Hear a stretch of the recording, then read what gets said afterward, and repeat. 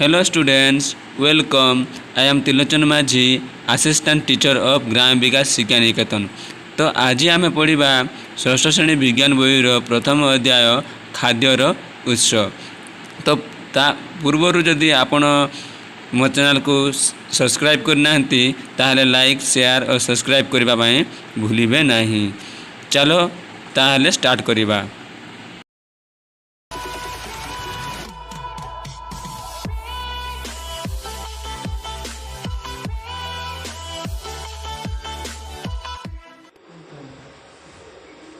Hi students, good morning. I am Tilochan Majhi, Assistant Teacher of Gram Vikas. तो आस आज आम षष्ठ श्रेणी विज्ञान बहीर प्रथम अध्याय खाद्यर उत्स विषय में आलोचना करिबा। Hello students, welcome.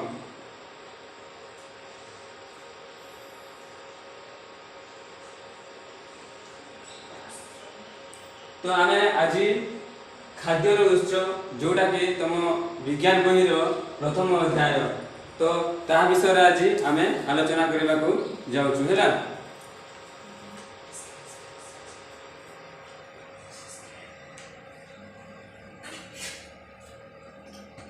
तो पिला माने उत्स कहले तुम कौन जानिछ?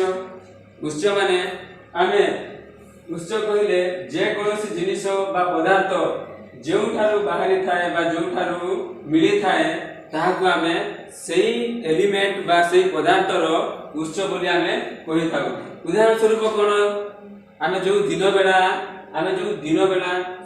आलोक पाउछे, काहाटु आलोक पाउछे? आमे सूर्य कटारु आलोक पाउछु। सेति पय आमे कोन कहउछु? सूर्य को आलोकर उत्स बोली कहा जाय।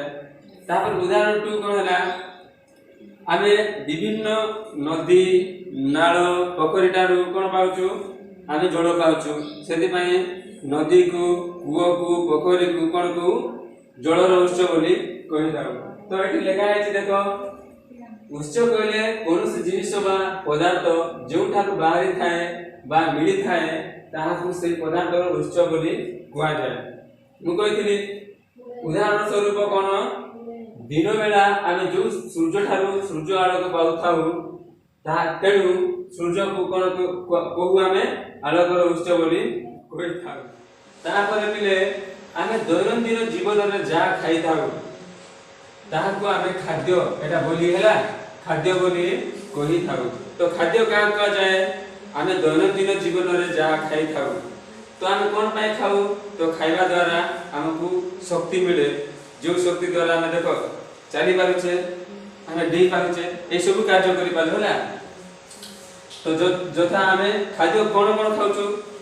भात, रोटी, चूड़ा, कदली, माछ, मांस, क्षीर, अंडा, आंब इत्यादि।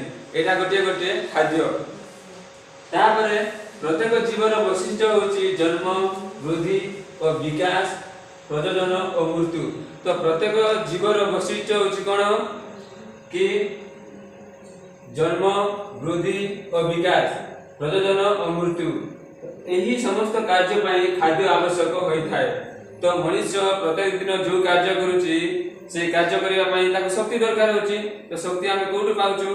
तो खाद्य खाइबा द्वारा पाइ थाउ। खाद्य रु शक्ति मिली थाए और सेही शक्ति द्वारा समस्त कार्य संपादन होई थाए।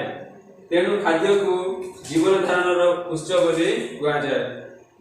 तो कोन लागिले खाद्य रु शक्ति मिली थाए और सेही शक्ति द्वारा समस्त कार्य संपादन होउची। तेणु करी खाद्य को जीवन धारणर मौलिक उत्स बोली कहा जाय ना।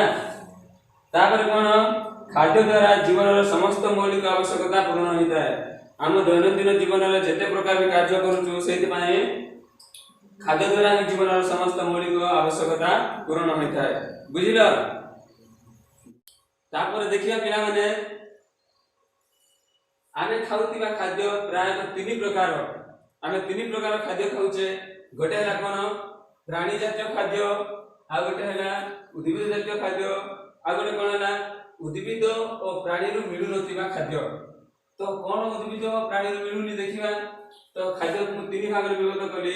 गोटे हला प्राणी जातीय खाद्य, उद्भिद जातीय खाद्य, आ गोटे हला उद्भिद और प्राणी मिलु नथिबा खाद्य। एबे आमे देखिबा प्राणी जातीय खाद्य कोउटा। तो प्राणी जातीय खाद्य होला माछ, मांस, क्षीर, छेना, अंडा इत्यादि। आ अनेक अछि तमे सब बेले खाउथिबो। तापर देखिबा उद्भिद जातीय खाद्य कोन?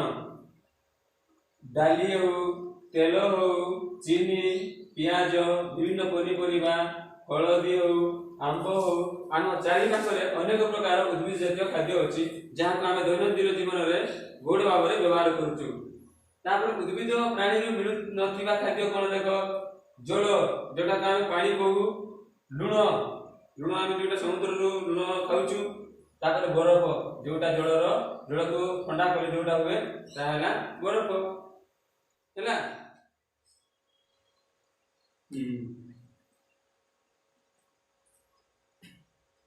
एबे देखो पिला माने आम प्राय तो विभिन्न प्रकार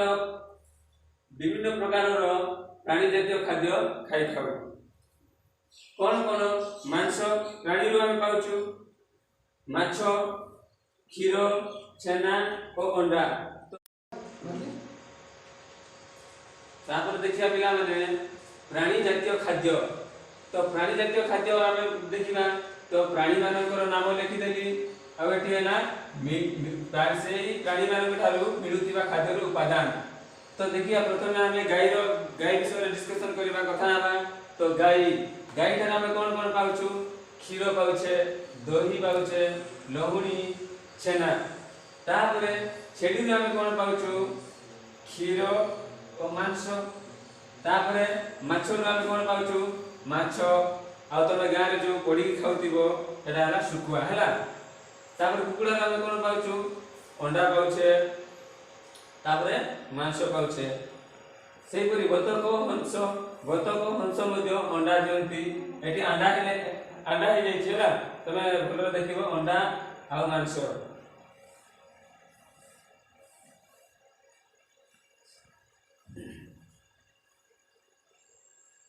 तापर देखिया पिला माने प्राणी जातीय खाद्य।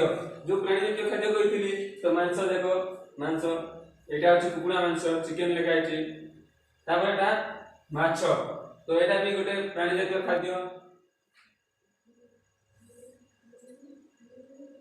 एठी में आसिला महू खाइछ पिला माने। तो महू हैला महुमाछी रो आछि। महुमाछी महू तयारी करे। तो महुमाछी गोटे प्राणी। आउ आमे जो क्षीर पिउचे, क्षीर मध्ये गाय, छेड़ी, मेंढा और महीष ठारू मिली थाए। सेति पई क्षीर तापर कोन हैला महू एही सब गोटे गोटे प्राणी जातीय खाद्य अटंती।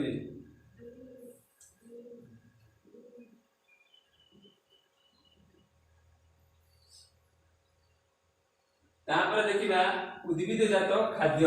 उद्भिद जात खाद्य कोन? पिला माने आमे दैनंदिन जीवन रे जेते प्रकार खाद्य खाउचे सेति मध्ये रे प्राय तो उद्भिद जात खाद्य खाई खाऊ। तो आमे जेते प्रकार दैनंदिन जीवन रे खाद्य खाउचे तो प्राय तो आमे अधिक परिमाण रे उद्भिद जात खाद्य खाउछु। तापरे प्राणी जात खाद्य अपेक्षा उद्भिद जात खाद्य आम शरीर पई अनुकूल होई थाए। तो प्राणी जात खाद्य अपेक्षा कोन होइछि? उद्भिद जात खाद्य हमको अधिक प्रोटीन देई थाए। तापरे सेठी अधिक तंतु रही थाए। तो सेटा हम पई अनेक उपयोगी होई थाए। तापरे 3 नंबर पॉइंट कोन अछि पिले देखो आमे विभिन्न प्रकार उद्भिद जात खाद्य खाई खाऊ। जथा कोन होला? विभिन्न प्रकार पनीपरिबा, नडिया, विभिन्न प्रकार डाली, पियाज, लंका, हळदी, कखारू, सजना छुई और विभिन्न प्रकार तेल हैला। तो आमे विभिन्न प्रकार उद्भिद जात खाद्य खाई खाऊ। कोन कोन? तो गोटे हैला कोन? विभिन्न प्रकार पनीपरिबा, नडिया, विभिन्न प्रकार कोन? डाली, आमे जो डाली खाउचे, पियाज, लंका, हळदी, कखारू, आंब हो, कदली हो, बैंगन हो, सब हैला गोटे गोटे कोन? उद्भिद जात खाद्य हैला। बुझिलो? तो देखिबा गोटे गोटे आलोचना करिबा कोटा गोटे गोटे उद्भिद जात खाद्य। तो देखो गोटे हैला फूलकोबी, पियाज, आलू, मूला एमाने भी गोटे गोटे उद्भिद तेणु ए उद्भिदरू आम जो खाद्य पाऊछु फूलकोबी हो पियाज हो पोटाटो बा आलू हो बा मूला हो एटा गोटे गोटे उद्भिदरू मिलुची हाँ ना नहीं से एटा उद्भिदजात खाद्य अटे।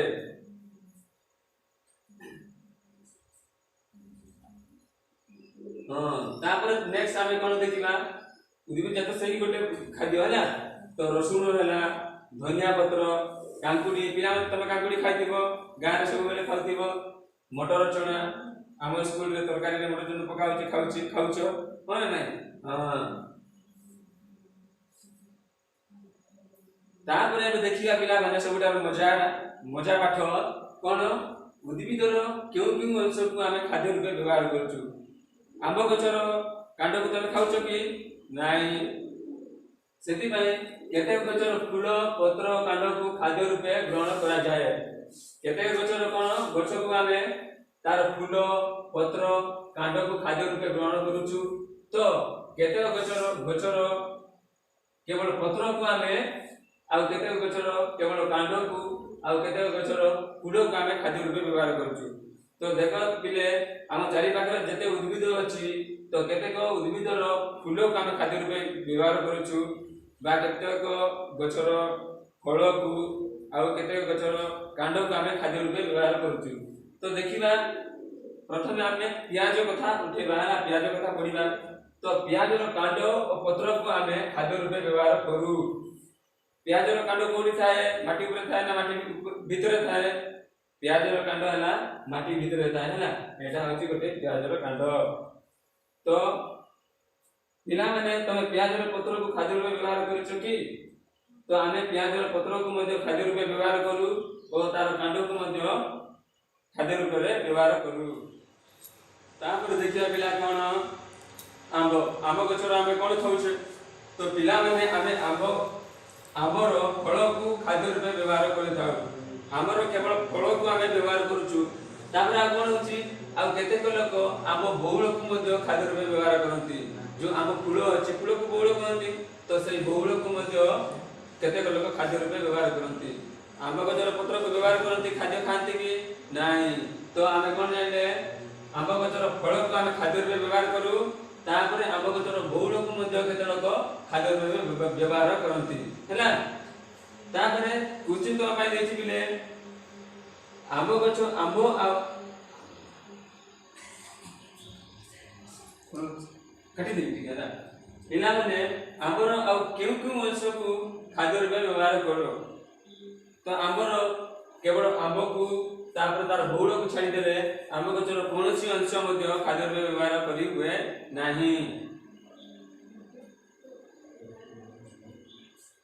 तापर देखिबा मूला पिला माने आमे मूला गछर पत्र और कांड को खाद्य रूपे व्यवहार करि खाओ जो मूला देखुचो ए मूला देखो मूला को आमे मूला गछर पत्र को आ एटा ता कांड हैला एटा पत्र कांड तो ए कांड को आमे खाद्य रूपे व्यवहार करू। तो मूला गछर कांड होची माटी भीतर थाए तो पिलाए मूला गछ व्यतीत आ केउ केउ गछर कांड माटी भीतर थाए तो मूला गछ व्यतीत आ गाजर पियाज रसुण इत्यादि गछर कांड गुड़ाक माटी भीतर रही थाए। आ जो तमे खाउछ कोन कंदमूल जो कंदमूल कहंती तो सेई कंदमूल मध्ये तार कांड माटी भीतर रही थाए। तापर हम देखिबा माटी भीतर कांड थिबा उद्भिद तो कोउ गछर कांड माटी भीतर रही थाए देखिबा तो पिला माने तले दिया जायतिबा उद्भिदर कांड माटी भीतर रही थाए। एही गछर कांड कोन कार्य करे तो गछ पई खाद्य संचय करी रखि थाए। तो माटी भीतर जो गछर कांड रहिछि से गछर रो कांड खाद्य संचय करी रखि थाए हैला। तो आलू हेला आलू रो कांड मध्ये माटी भीतर रहिछि तापर एटा रसु अदा एटा हला कोन मूला एटा कोन पिले रसुण कांड बीट गाजर तापर एटा प्याज हैला ए सब खाद्य देखुछ तमे ए सब उद्भिद देखुछ एटा गोटे गोटे उद्भिदर उद्भिदजात खाद्य ଯାହାର କାଣ୍ଡ ଗୁଡାକ ମାଟି ଭିତରେ ରହିଛି। ତାପରେ ଦେଖିବା ମାଟି ଉପରେ କାଣ୍ଡ ଥିବା ଉଦ୍ଭିଦ। ତ ଆମ ପୃଥିବୀରେ ପ୍ରାୟତଃ ଅନେକ ଉଦ୍ଭିଦ ଅଛି ଯାହାର କାଣ୍ଡ ମାଟି ଉପରେ ରହିଥାଏ। ତ ଗୋଟେ କଣ ନା ଆମ ପୃଥିବୀରେ ଅଧିକାଂଶ ଗଛର କାଣ୍ଡ ମାଟି ଉପରେ ରହିଥାଏ, ଆମେ ସମସ୍ତେ ଦେଖିଛେ। ତ ଗୋଟେ ହେଲା ଦେଖ ଆଖୁ ଗଛ ହେଲା, ତମେ ଯେତେ ପ୍ରକାର ଗଛ ଦେଖୁଛ, ମୁଁ ଗୋଟେ ଗୋଟେ ଗଛର ନାଁ କହିବି କି ନାଇଁ ନା? ତ ଯେତେ ପ୍ରକାର ଗଛ ଦେଖୁଛ ସେ ଗଛର କାଣ୍ଡ ଗୁଡ଼ିକ ମାଟି ଉପରେ ରହିଥାଏ। ତାପରେ ଦେଖିବା ପିଲାମାନେ, ତାପରେ କଣ ଦେଖିବା ପିଲାମାନେ, ଦେଖ ଉଦ୍ଭିଦ ଓ ପ୍ରାଣୀରୁ ମିଳୁନଥିବା ଖାଦ୍ୟ ପଦାର୍ଥ, ମାନେ କୋଉଟା ଆମେ ଉଦ୍ଭିଦ ଓ ପ୍ରାଣୀରୁ ପାଉନେ, ତାହା ହେଲା ଦେଖ ଲୁଣ ହେଲା ଜଳ। ଲୁଣକୁ ଆମେ ଉଦ୍ଭିଦ ଓ ପ୍ରାଣୀରୁ ପାଉନୁ, ସେଥିପାଇଁ ଏଟା ଉଦ୍ଭିଦ ଓ ପ୍ରାଣୀରୁ ମିଳୁନଥିବା ଖାଦ୍ୟ ପଦାର୍ଥ। ଜଳ, ଜଳ ମଧ୍ୟ ବି ଗୋଟେ ହେବ ହେଲା। ତମେ ସମସ୍ତେ ଭଲରେ ଶୁଣ। ତାପରେ ଦେଖ ପିଲେ ବିଭିନ୍ନ ପ୍ରକାର ଖାଦ୍ୟ ଓ ସେଗୁଡ଼ିକର ଉତ୍ସ। ଦେଖ ପିଲାମାନେ, ତମେ ଘରେ ମାକୁ ଭାତ ରୋଷେଇ କରିବାରେ ସାହାଯ୍ୟ କରିଛ କି? ତମେ ଘରେ ବାପା ମାକୁ ଖାଦ୍ୟ ରୋଷେଇ କରିବାରେ ସାହାଯ୍ୟ କରିଥିବ ମୁଁ ଭାବୁଛି, ମୋର ବିଶ୍ୱାସ ଯେ ତମେ ସାହାଯ୍ୟ କରିଥିବ। ତ ପିଲାମାନେ ଭାତ ତିଆରି କରିବା ପାଇଁ କେଉଁ କେଉଁ ଖାଦ୍ୟ ପଦାର୍ଥ ଆବଶ୍ୟକ ହୋଇଥାଏ? ତ ନିହାତି ଭାବରେ ଜଳ, ଚାଉଳ ଦରକାର ହୋଇଥାଏ, ମାନେ ନାହିଁ? ତ ଭାତ ରୋଷେଇ କରିବା ପାଇଁ ପ୍ରଥମେ ଆମକୁ ଜଳ ଦରକାର, ତାପରେ ଚାଉଳ ଦରକାର। ଠିକ୍ ସେହିପରି ଡାଲମା ତିଆରି କରିବା ପାଇଁ ଡାଲି, ଜଳ, ଲୁଣ, ହଳଦୀ, ବିଭିନ୍ନ ପ୍ରକାର ବେସନ, ଲଙ୍କା, ପିଆଜ ଓ ବିଭିନ୍ନ ପ୍ରକାର ପନିପରିବା ଆଦି ଆବଶ୍ୟକ ହୋଇଥାଏ। ତଳ ସାରଣୀରେ ଦେଖ ପିଲାମାନେ, ତଳ ସାରଣୀରେ କଣ ଲେଖା ହେଇଛି? ତ ବିଭିନ୍ନ ପ୍ରକାର ଖାଦ୍ୟ ଓ ତାହାର ଉତ୍ସ ତାଲିକା ପ୍ରଦାନ କରାଗଲା। ତ ଏଠି ଦେଖ ଖାଦ୍ୟ, ଏହି ସାରଣୀରେ ଲେଖା ହେଇଛି ଖାଦ୍ୟ, ଏଠି ଲେଖା ହେଇଛି କଣ? ଆବଶ୍ୟକ ଉପାଦାନ, ତାପରେ ପ୍ରାଣୀ ଠାରୁ ମିଳୁଥିବା, ଉଦ୍ଭିଦ ଠାରୁ ମିଳୁଥିବା, ପ୍ରାଣୀ ଓ ଉଦ୍ଭିଦ ଠାରୁ ମିଳୁନଥିବା। ତ ଭାତ ରୋଷେଇ କରିବା ପାଇଁ ଆମକୁ କଣ ଆବଶ୍ୟକ ହେଉଛି ଉପାଦାନ? ଜଳ ଗୋଟେ, ଆଉ ଗୋଟେ ହେଲା ଚାଉଳ। ତ ପ୍ରାଣୀ ଠାରୁ ମିଳୁଥିବା ଉପାଦାନ ଭାତରେ ନାହିଁ, ତ ଉଦ୍ଭିଦ ଠାରୁ ମିଳୁଥିବା ଉପାଦାନ ହେଉଛି ଚାଉଳ, ଆଉ ଯୋଉ ଜଳ ହେଉଛି ଜଳ ପ୍ରାଣୀ ଓ ଉଦ୍ଭିଦ ଠାରୁ ମିଳୁନଥାଏ। ଠିକ୍ ସେହିପରି ଡାଲି, ଆମେ ଯୋଉ ଡାଲି ଖାଉଛେ, ଡାଲି ପାଇଁ ଆବଶ୍ୟକ ଉପାଦାନ ହେଉଛି ଜଳ, ଡାଲି, ଲଙ୍କା, ପିଆଜ, ରସୁଣ, ବେସନ, ଲୁଣ ଓ ତେଲ। ତ ଡାଲି ପାଇଁ ଯେଉଁ ଆବଶ୍ୟକ ଉପାଦାନ ବ୍ୟବହାର ହେଲା, ସେ ବ୍ୟବହାର ମଧ୍ୟରୁ କୋଉଟା ପ୍ରାଣୀରୁ ମିଳୁଛି ଆଉ କୋଉଟା ଉଦ୍ଭିଦ ଠାରୁ ମିଳୁଛି ଦେଖିବା। ତ ଡାଲି ହେଲା ଉଦ୍ଭିଦ ଠାରୁ, ଲଙ୍କା ଉଦ୍ଭିଦ ଠାରୁ, ପିଆଜ ଉଦ୍ଭିଦ ଠାରୁ, ରସୁଣ ମଧ୍ୟ ଉଦ୍ଭିଦ ଠାରୁ, ଆଉ ବିଭିନ୍ନ ପ୍ରକାର ବେସନ ବା ମସଲା ଯାହାକୁ କହନ୍ତି ସେଇଟା ବି ଉଦ୍ଭିଦ ଠାରୁ ମିଳିଥାଏ। ତାପରେ କଣ ଉଦ୍ଭିଦ ଓ ପ୍ରାଣୀ ଠାରୁ ମିଳିନଥାଏ? ଗୋଟେ ହେଲା ଜଳ ଆଉ ଗୋଟେ ହେଲା ଲୁଣ। ଠିକ୍ ସେହିପରି ଦେଖ ପିଲେ ଖେଚୁଡ଼ି ମଧ୍ୟ ଲେଖା ହେଇଛି। ଖେଚୁଡ଼ି ଆମେ ତିଆରି କରିବା ପାଇଁ କଣ କଣ ଆବଶ୍ୟକ ହୋଇଥାଏ? ଗୋଟେ ହେଲା ଚାଉଳ, ଡାଲି, ଗୁଆ ଘିଅ, ନଡ଼ିଆ, ପରିବା, ମସଲା, ଲୁଣ, ଜଳ ଓ ହଳଦୀ। ଏହି ଉପାଦାନ ମଧ୍ୟରୁ ଦେଖ ଗୁଆ ଘିଅ ହେଉଛି ପ୍ରାଣୀ ଠାରୁ ମିଳୁଥିବା ଖାଦ୍ୟ ଉପାଦାନ। ତାପରେ ଆଉ ସବୁ ହେଲା ଉଦ୍ଭିଦ ଠାରୁ ମିଳୁଥାଏ। ଯୋଉ ଚାଉଳ ହେଲା, ଡାଲି ହେଲା, ନଡ଼ିଆ, ପରିବା, ମସଲା ଆଉ ହଳଦୀ, ଏସବୁ ହେଲା ଉଦ୍ଭିଦ ଠାରୁ ମିଳୁଥିବା ଖାଦ୍ୟ ଉପାଦାନ। ଆଉ ଗୋଟେ ହେଲା ଜଳ ଆଉ ଲୁଣ। ଜଳ ଆଉ ଲୁଣ ମଧ୍ୟ ଖାଦ୍ୟ ଓ ପ୍ରାଣୀ ଠାରୁ ମିଳୁନଥିବା ଉପାଦାନ ନୁହଁ। ଠିକ୍ ସେହିପରି ପିଲାମାନେ ଚା ବନେଇବା ପାଇଁ କୋଉ କୋଉ ଆବଶ୍ୟକ ହେଉଥିବା ଉପାଦାନ ଗୁଡାକ ତମେ ଲେଖି ଆଣିବ ହେଲା, କାଲିକି ମତେ ଦେଖେଇବ। ନହେଲେ ତାପରେ ଦେଖ ପିଲାମାନେ, ଆମେ ଯେମିତି ବଞ୍ଚିବା ପାଇଁ ଖାଦ୍ୟ ଖାଉଛେ, ସେହିପରି ଅନ୍ୟ ଜୀବମାନେ ଖାଉଥିବେ ନା ନାହିଁ? ଖାଉଥିବେ। ତ ଦେଖ ଅନ୍ୟ ଜୀବ କଣ ଖାଆନ୍ତି ଦେଖିବା। ଅନ୍ୟ ଜୀବ କଣ ଖାଆନ୍ତି? ତ ପିଲାମାନେ, ଆମେ ଯେପରି ଖାଦ୍ୟ ଖାଉଛେ ଠିକ୍ ସେହିପରି ପ୍ରାଣୀମାନେ ମଧ୍ୟ କଣ କରନ୍ତି? ଖାଦ୍ୟ ଖାଉଛନ୍ତି। हाँ नहीं अरे या करना ना है ना करना काम अच्छे अरे कर लो भी मैं करता हूँ पिला माने आमे जे परि खाद्य खाउचे ठीक सही परि प्राणी माने मध्य खाद्य खाउचंती कि हां पिला माने आमे जे परि खाद्य खाउचे ठीक सही परि प्राणी माने मध्य कोन करती खाद्य खाइतांती कारण कोन बंचिया पई हमकु खाद्य निहाती भाबरे आवश्यक होइता देखो कारण बंचिया पई खाद्य खाइबा आवश्यक होते तेनु खाद्य खाइबा को आधार करी कोन करा जायछि प्राणी मानकु प्राय 3 भाग रे विभक्त करा जायछि गोटे ला कोन शाकाहारी आ गोटे ला मांसाहारी आ गोटे ला कोन सर्वाहारी तो आमे गोटे गोटे आलोचना करिबा शाकाहारी का कहा जाय मांसाहारी का कहा जाय आ सर्वाहारी का कहा जाय तो देखो पिले शाकाहारी क्या कहा जाए तो जो माने निजर खाद्य पाई केवल उद्भिद और उद्भिदजात पदार्थ ऊपर निर्भर करि थांती से माने को शाकाहारी बोली कहा जाए तो जो माने निजर बंचिया पाई बा निजर खाद्य पाई केवल उद्भिद और उद्भिदजात खाद्य ऊपर पदार्थ ऊपर निर्भर करती से माने कोन कहा जाए से माने को शाकाहारी बोली कहा जाए उदाहरण के कोन पिले हरिण हो तापर ठेकुआ गाई छेड़ी मेंढा घोड़ा इत्यादि इत्यादि गोटे गोटे कोन शाकाहारी प्राणी एबे देखिए आपण एबे देखिबा पिले माने मांसाहारी का कहा जाय मांसाहारी देखिबा जो माने निजर खाद्य पाई केवल प्राणी बा प्राणीजात पदार्थ को खाद्य रूपे ग्रहण करती माने निजे बंचिया पाई बा निजर खाद्य पाई जो माने केवल प्राणी बा प्राणीजात खाद्य को निर्भर करती से माने को मांसाहारी प्राणी बोली कहा जाय तो के मांसाहारी देखिबा बाघ गोटे भालू बिलुआ साप आ गोटे कोन पिले सिंह जोटा को हम लेखिया को भूली जाय छै हैला तामे कोन देखिबा सर्वाहारी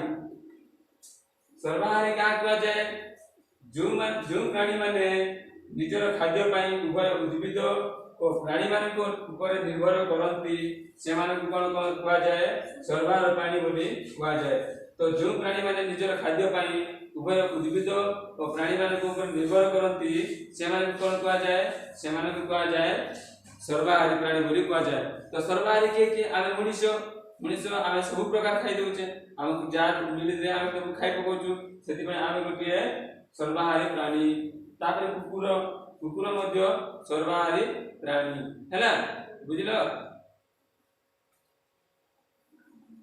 हां देखिबा आबे शाकाहारी प्राणी देखो ठेकुआ गोटे शाकाहारी प्राणी छेड़ी मेंढा आ एटा माछुरी एटा कोन हाथी ए समस्त प्राणी समस्त घास खाएते नचेत के पत्र खाए हैला सेति पय हमन को शाकाहारी प्राणी बोली कहा जाय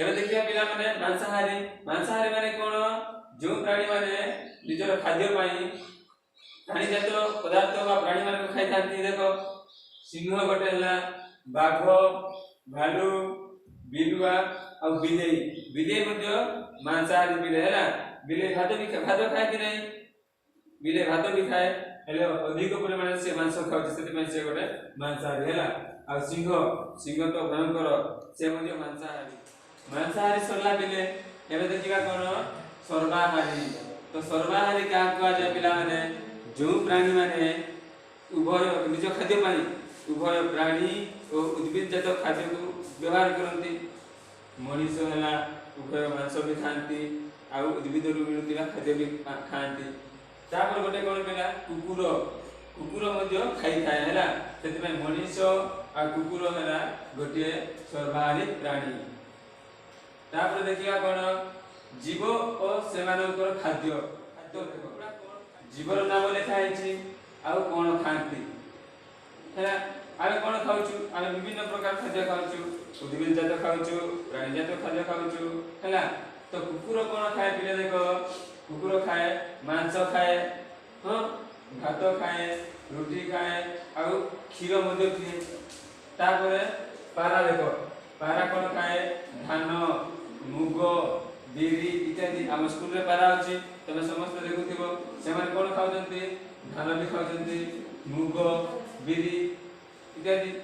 ତାପରେ ସିଂହ ଆଉ ବାଘ କଣ ଖାଆନ୍ତି, ଏମାନେ ଗୋଟେ ପ୍ରକାର ପ୍ରାଣୀ ମାଂସାଶୀ, ତ ମାଂସ ଖାଉଛନ୍ତି। ତାପରେ ଛେଳି କଣ ଖାଉଛି ପିଲେ, ଛେଳି ଦେଖ, ଛେଳି ଖାଉଛି ଘାସ, ଡାଳ, ପତ୍ର ହେଲା। ତାପରେ କୁକୁର ଆମେ କହି ସାରିଲୁ। ମାଛ ଦେଖ, ମାଛ କଣ ଖାଉଛି, ସିଏ ଛୋଟ ମାଛ ଖାଉଛି, ପୋକ ଖାଉଛି, ଆଉ ଆମେ ଯୋଉ ଦାନା ପକାଉଛେ ସେ ଦାନା ମଧ୍ୟ ସେ ଖାଉଛି। ତାପରେ ପ୍ରଜାପତି କଣ ଖାଉଛି, ପ୍ରଜାପତି ଫୁଲର ରସକୁ ଖାଦ୍ୟ ଭାବରେ ବ୍ୟବହାର କରୁଛି ହେଲା। ତାପରେ ମଶା, ଯୋଉ ମଶା ଆମକୁ କାମୁଡୁଛି ତାର ଖାଦ୍ୟ କଣ, ରକ୍ତ, ପ୍ରାଣୀ ମାନଙ୍କର ରକ୍ତ। ତାପରେ କଣ, ଗଛର ରସକୁ ମଧ୍ୟ ସେ ଖାଦ୍ୟ ଭାବରେ ବ୍ୟବହାର କରୁଛି। ତାପରେ ଠେକୁଆ ଦେଖିବା, ଠେକୁଆ ଘାସ ଖାଇଥାଏ ହେଲା। ତାପରେ ବୁଢିଆଣୀ, ବୁଢିଆଣୀ ଯୋଉ କଣ କହନ୍ତି ସେଟାକୁ, ମାଙ୍କଡସା, ସ୍ପାଇଡର କହନ୍ତି। ସେ ବୁଢିଆଣୀ ହେଲା ଛୋଟ ଛୋଟ ପୋକକୁ ଖାଇଥାଏ, ବୁଝିଲ। ଏଥିରୁ ଆମେ କଣ ଶିଖିଲେ ପିଲେ, ଆମେ ଭିନ୍ନ ଭିନ୍ନ ଖାଦ୍ୟ ଖାଇଥାଉ। ତ ଆମେ ବଞ୍ଚିବା ପାଇଁ ଭିନ୍ନ ଭିନ୍ନ ଖାଦ୍ୟ ଖାଇଥାଉ। ତ ଖାଦ୍ୟ ମୁଖ୍ୟତଃ ଉଦ୍ଭିଦ ଓ ପ୍ରାଣୀରୁ ମିଳେ। ତ ଆମେ ଯେତେ ଖାଦ୍ୟ ଖାଉଛେ ସେ ଖାଦ୍ୟ ପ୍ରାୟତଃ ଉଦ୍ଭିଦ ଓ ପ୍ରାଣୀ ମାନଙ୍କ ଠାରୁ ମିଳିଥାଏ। 3 ନମ୍ବର ପଏଣ୍ଟ କଣ ପିଲେ, 3 ନମ୍ବର ପଏଣ୍ଟ ହେଲା ବିଭିନ୍ନ ପ୍ରକାର ଖାଦ୍ୟ ପ୍ରସ୍ତୁତ କରିବା ପାଇଁ ଭିନ୍ନ ଭିନ୍ନ ଉପାଦାନ ଆବଶ୍ୟକ ହୁଏ। ତ ବିଭିନ୍ନ ପ୍ରକାର ଖାଦ୍ୟ ପ୍ରସ୍ତୁତ କରିବା ପାଇଁ ଆମକୁ ବିଭିନ୍ନ ପ୍ରକାର ଉପାଦାନ ଆବଶ୍ୟକ ହୁଏ। ଯେପରି ଭାତ କରିବା ପାଇଁ କେବଳ ଚାଉଳ, ଆଉ କଣ ଦରକାର ଅଛି, ଜଳ। ଚା କରିବା ପାଇଁ କଣ ଦରକାର ଅଛି, ଜଳ, ଚିନି, ଚା ପତି। ସେମିତି ତ ବିଭିନ୍ନ ପ୍ରକାର ଖାଦ୍ୟ ପ୍ରସ୍ତୁତ କରିବା ପାଇଁ ଭିନ୍ନ ଭିନ୍ନ ଉପାଦାନ ଆବଶ୍ୟକ ହୋଇଥାଏ। ତାପରେ 4 ନମ୍ବର ପଏଣ୍ଟ କଣ ପିଲେ, ଖାଦ୍ୟ ଅଭ୍ୟାସ ଅନୁସାରେ ପ୍ରାଣୀ ମାନଙ୍କୁ ଶାକାହାରୀ, ମାଂସାହାରୀ ଓ ସର୍ବାହାରୀ ଶ୍ରେଣୀରେ ବିଭକ୍ତ କରାଯାଇଥାଏ। ତ ଖାଦ୍ୟ ଅଭ୍ୟାସ ଦୃଷ୍ଟିରୁ ପ୍ରାଣୀ ମାନଙ୍କୁ 3 ଭାଗରେ ବିଭକ୍ତ କରାଯାଇଛି। ଗୋଟେ ହେଲା ମାଂସାହାରୀ ବା ମାଂସାଶୀ, ଶାକାହାରୀ ଓ ଗୋଟେ ସର୍ବାହାରୀ ବା ସର୍ବଭୋଜୀ ହେଲା। କୌଣସି ପ୍ରସ୍ତୁତ ପାଇଁ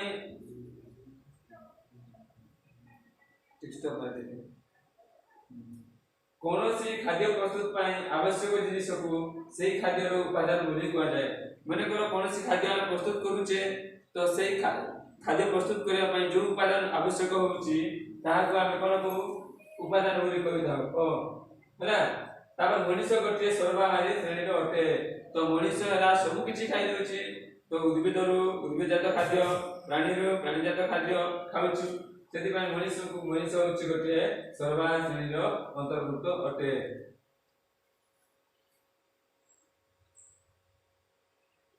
ତ ପ୍ରଶ୍ନାବଳୀ ଦିଆ ହେଇଛି ପିଲେ, ମାନେ ତମକୁ କ୍ୱେଶ୍ଚିନ୍ ଗୋଟେ ଦେଉଛି, କ୍ୱେଶ୍ଚିନ୍ ଦିଆ ହେଉଛି। ତ କୁମୁଡ଼ା ବା କଖାରୁ ଗଛର କେଉଁ କେଉଁ ଅଂଶକୁ ଆମେ ଖାଦ୍ୟ ରୂପେ ବ୍ୟବହାର କରୁ। ଯୋଉ କଖାରୁ ଗଛ ଦେଖୁଛେ ଆମେ, ତ କଖାରୁ ଗଛର କେଉଁ କେଉଁ ଅଂଶକୁ ଆମେ ଖାଦ୍ୟ ରୂପେ ବ୍ୟବହାର କରୁଛୁ। ଆଇସ୍କ୍ରିମ୍ ତିଆରି ପାଇଁ କେଉଁ କେଉଁ ଉପାଦାନ ଆବଶ୍ୟକ ଲେଖ। ତ ଯୋଉ ଆମେ ଆଇସ୍କ୍ରିମ୍ ଖାଉଛେ, ଆଇସ୍କ୍ରିମ୍ ତିଆରି ପାଇଁ କେଉଁ କେଉଁ ଉପାଦାନ ଆବଶ୍ୟକ ହେଉଛି ଦେଖି ଆଣିବ ହେଲା। ତାପରେ ପାଚିଲା ଅମୃତଭଣ୍ଡା ଓ କଞ୍ଚା ଅମୃତଭଣ୍ଡା ମଧ୍ୟରେ ପାର୍ଥକ୍ୟ ଲେଖ। ତ ପାଚିଲା ଅମୃତଭଣ୍ଡା ବିଷୟରେ ଲେଖି ଜାଣିବ। ପାଚିଲା ଅମୃତଭଣ୍ଡା ଓ କଞ୍ଚା ଅମୃତଭଣ୍ଡା ମଧ୍ୟରେ ପାର୍ଥକ୍ୟ ଲେଖିକି ଆଣିବ। ତାପରେ ଅଣ୍ଡା କେଉଁ କେଉଁ ଖାଦ୍ୟର ଉପାଦାନ ରୂପେ ବ୍ୟବହାର କରାଯାଏ ଲେଖ। ତ ଅଣ୍ଡାକୁ କେଉଁ କେଉଁ ଖାଦ୍ୟର ଉପାଦାନ ବ୍ୟବହାର କରାଯାଉଛି ଲେଖିକି ଆଣିବ ହେଲା। ତାପରେ ଶାକାହାରୀ ପ୍ରାଣୀ କାହାକୁ କୁହାଯାଏ, ଶାକାହାରୀ ପ୍ରାଣୀ ପଢିଲୁ, ଲେଖି ଆଣିବ। ଉତ୍ସ କହିଲେ କଣ ବୁଝୁ, ଉତ୍ସ କହିଲେ କଣ ବୁଝୁ ଏଇଟା ବି ଲେଖିବ। ମୂଳା ଗଛର କାଣ୍ଡ କି କାର୍ଯ୍ୟ କରିଥାଏ। ସବୁ କ୍ୱେଶ୍ଚିନ୍ ଟିପିଲ, ବାସ୍ ହେଲା। ଆଜି ପାଇଁ ଏତିକି, କାଲିକି ଦେଖା ହେବା ହେଲା। ସମସ୍ତ କ୍ୱେଶ୍ଚିନ୍ କରିକି ଆସିବ। Thank you.